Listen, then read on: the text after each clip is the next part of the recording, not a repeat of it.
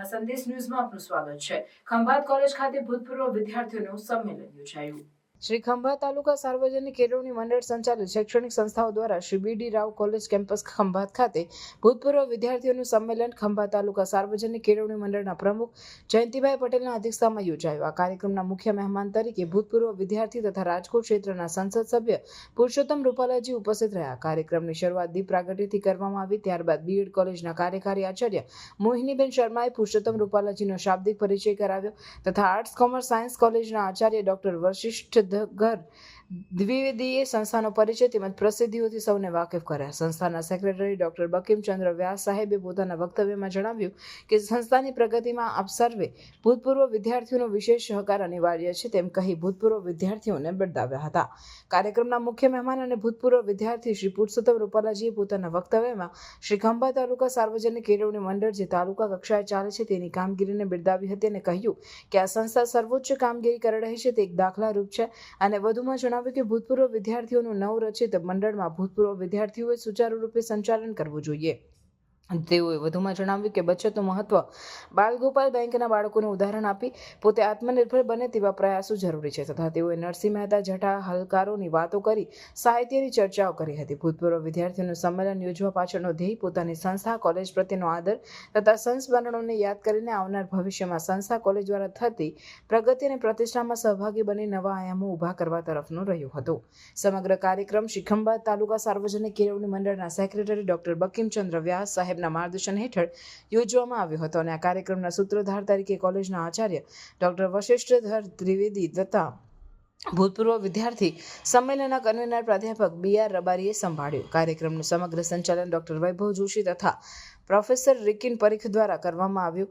કાર્યક્રમના અંતે આભાર વિધિ કાર્યક્રમના કન્વીનર પ્રાધ્યાપક બી.આર. રબારી દ્વારા કરવામાં આવી। સમગ્ર કાર્યક્રમને સફળ બનાવવામાં તમામ શૈક્ષણિક સંસ્થાઓના આચાર્યો તથા વિભાગના વડા તેમજ શૈક્ષણિક તથા બિન શૈક્ષણિક કર્મચારીઓએ સહયોગ આપ્યો હતો।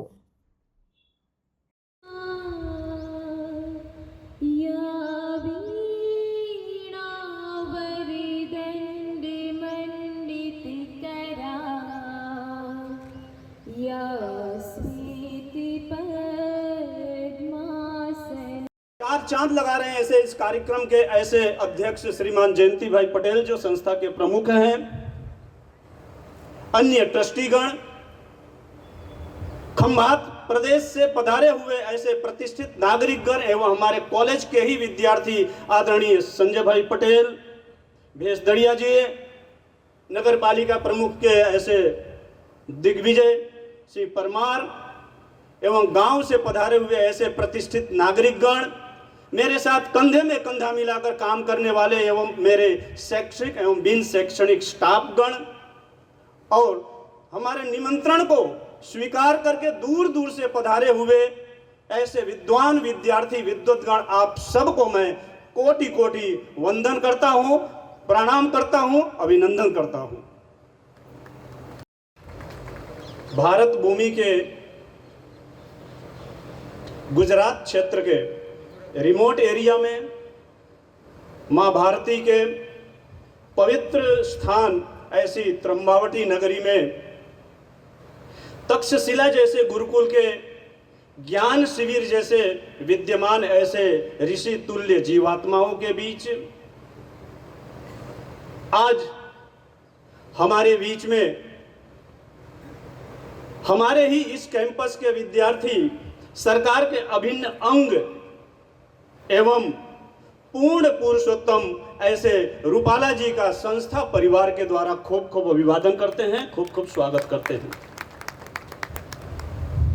संस्था हृदयपूर्वक आवकारू छूं। आप सौ आ केम्पसना एम्बेसेडर छो। कोईपण संस्थानी जो रूपरेखा अथवा तो एनी प्रगति अथवा एनी प्रसिद्धि थती होय तो एना बिल्डिंग थी नहीं, एना विद्यार्थी थती होय। तमे ज्यां जाओ छो, ज्यां हशो, अहींया हशो, गुजरात में हशो, हिंदुस्तान में हशो अथवा विदेश में गया हशो, कारण के मने खूब आनंद है कि अहींया विदेशथी पण घणा विद्यार्थीओ पधारे छे।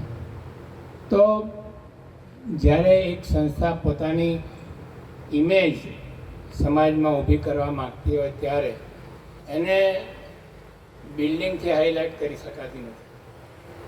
દાન આપનાર દાતા એ સંસ્થા માટે ખૂબ જ મહત્ત્વનું અંગ છે અને દાનનો સદુપયોગ દાન આપનાર બહુ છે.